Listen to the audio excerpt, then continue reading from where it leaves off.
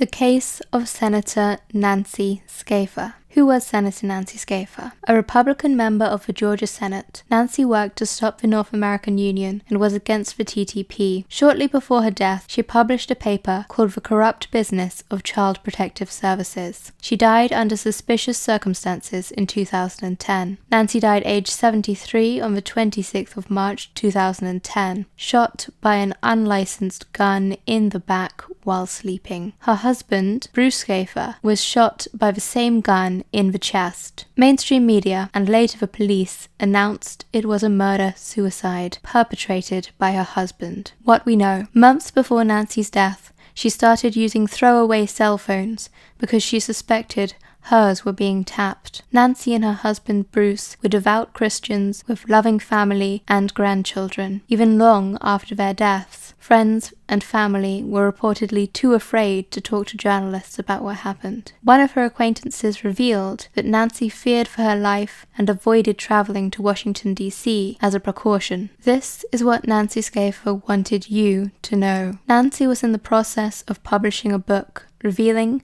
how Child Protective Services were making money off foster children. Nancy's concern was that the CPS workers were taking kids from healthy families to adopt out for financial gain. In one speech, she said social workers are very often guilty of fraud. They withhold and destroy evidence. The federal government and state of Georgia offer financial incentives and targets for child adoption. Nancy talks about how they offer cash bonuses. Some counties offer $4,000 to $6,000 for each child adopted out to strangers. Each bonus is multiplied by the percentage that the state has managed to exceed its baseline adoption number. And that means that in order to receive the cash incentive bonuses, local child protective services would need more children. They must have merchandise that sells, and they must have plenty, so the buyer can choose. 415,129 children were in U.S. foster care in 2014, a 4% increase from 2012. So what happens to children in foster care? Many young children who enter the foster care system are further traumatized as they are placed in a different home than that of their brother or sister. At least 38% of foster youth experience 5 or more placements, meaning that they get sent from family to family. 33% of females in foster care become pregnant by age 17 or 18. Children in foster care are 6 times more likely to be killed than those in the general public. And children in foster care are also more likely to suffer abuse, including sexual abuse, than those in the general population. What foster care means for children's life outcomes. 84% of 17 to 18-year-olds in foster care say they want to go to college. Only 50% graduate high school, and only 10% attend college. Of those who attend college, only 3% graduate. Experts estimate that 45% of those leaving foster care become homeless within a year. Nancy said these are crimes against humanity for financial gain. Before Nancy's death, she initiated the production of a documentary on these crimes committed by Child Protective Services. So how might this relate to Pizzagate? Well, a radio host who spoke with Nancy 3 days before she died said this: the children were being shipped out to pedophiles and adopted out to them. So who murdered Nancy Schaefer? The man she hired to produce the documentary is called William Thane. He says, I have 100% no doubt that it was a murder-suicide. So he's agreeing with the mainstream media and police perspective here. The thing is, the documentary that he was hired by Nancy to produce was never released. I found this comment